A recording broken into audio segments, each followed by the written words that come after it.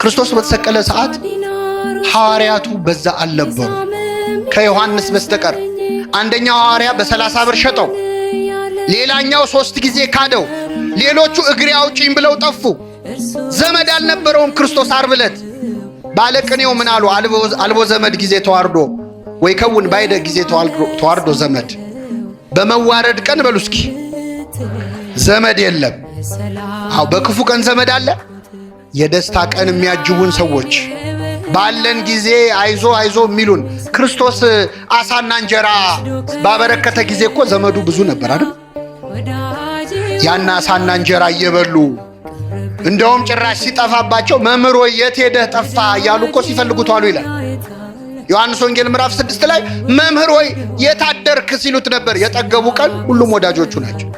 አሳና እንጀራ ሲያበራ ፊቱ እንደ ፀሐይ ሲያበራ በታቦር ተራራ ላይ ጴጥሮስ፣ ዮሐንስ፣ ያዕቆብ በዚህ መሆን ለኛ መልካም ነው ሲሉ ነበር።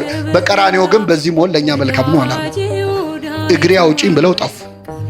ብቻውን ነበር ክርስቶስ፣ ዘመድ አልነበረውም። ሁላችሁ ብቻዬን የምትተውኝ ሰዓት ይመጣል ብሎ ነግሯቸው ነው። በጭንቀት ሰዓት ክርስቶስ ብቻውን ነበረ። በዛን ብቻውን በሆነ ቀን በመከራ በስቃይ ተገርፎ ተቸንክሮ በ3 ሰዓት ስቃይ ከሞተ በኋላ ኒቆዲሞስ ተነሳ። ጌታ ሆይ አለ፣ እንደ ሌላ ቀን አላፍርብህም። እንደ ሌላ ቀን እስኪመሽ አልጠብቅም፣ ሌሊት እስኪሆን አልጠብቅም። እምነቴን ዛሬ በአደባባይ ገልጻለሁ ብሎ ኒቆዲሞስ ከቤቱ ወጣ። ወደ ጲላጦስ የአርማትያው ዮሴፍ ከሚባል ሌላ ጻድቅ ሰው ጋር የሸንጎ አባል የነበረ እንግዲህ